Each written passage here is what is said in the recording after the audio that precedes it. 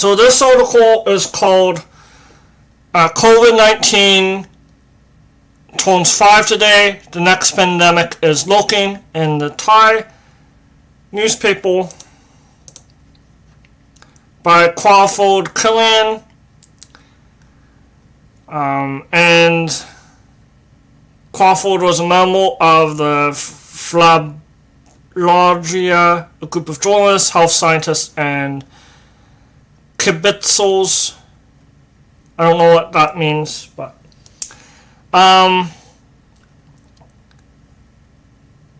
Helen Branswell, a Canadian health journalist based in Boston, commented on the Wahoo reports that she didn't like the sound of them at all. If Branswell was worried, the Flabologia group was instantly alarmed.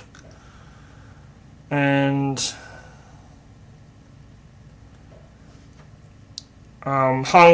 then this Crawford checked the Hong Kong Center for Health Protection website and then went through the media reports from Wuhan. And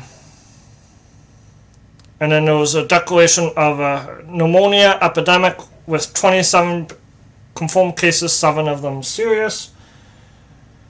And then 24 hours later, Crawford learned that the Honan seafood market had been closed for renovations at 5 a.m. on New Year's Day. And there's caused bitter scientific and political clashes over the origin of COVID-19. And then Beijing took over and locked down Wuhan and Hubei province. The World Health Organization declared the outbreak a public health emergency of international concern on January 30th, 2020, and waited until March 11th to declare it a pandemic.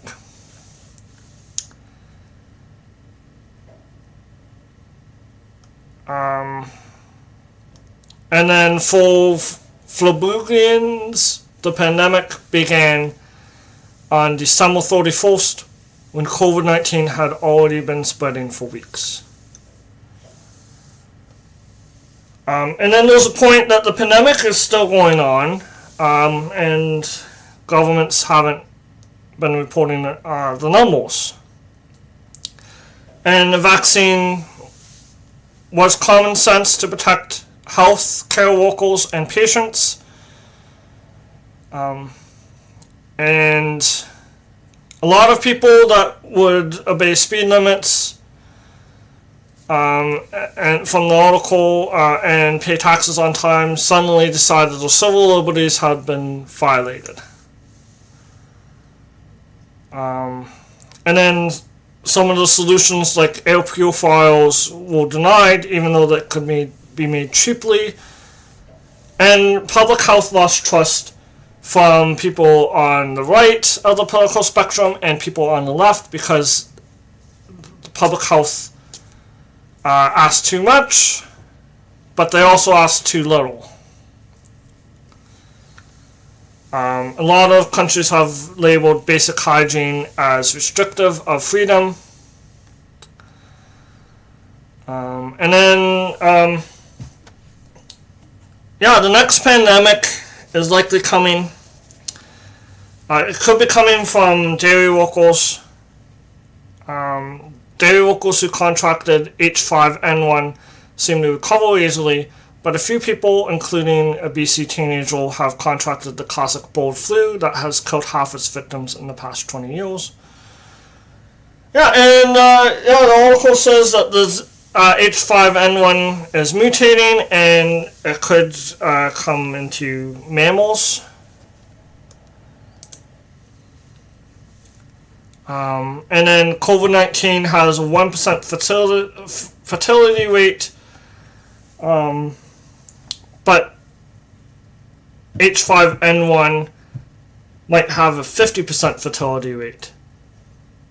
And COVID-19 impacted everything. Like it was highly, there was a lot of impacts at 1%. So 50% would be a lot.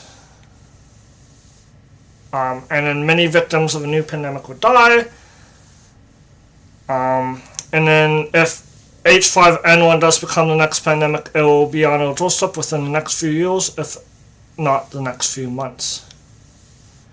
And then from the article, we can only hope that enough of the health system survive to develop and distribute an effective vaccine before H5N1 breaks down society into frightened little communities with short life expectancies.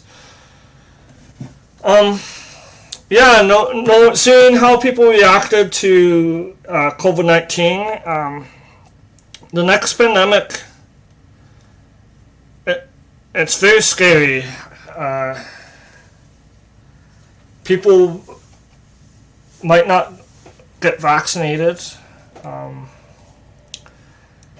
They might call it a hoax, even though a lot of people die.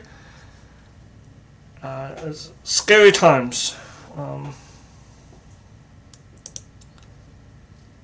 So I have been on for over an hour, so I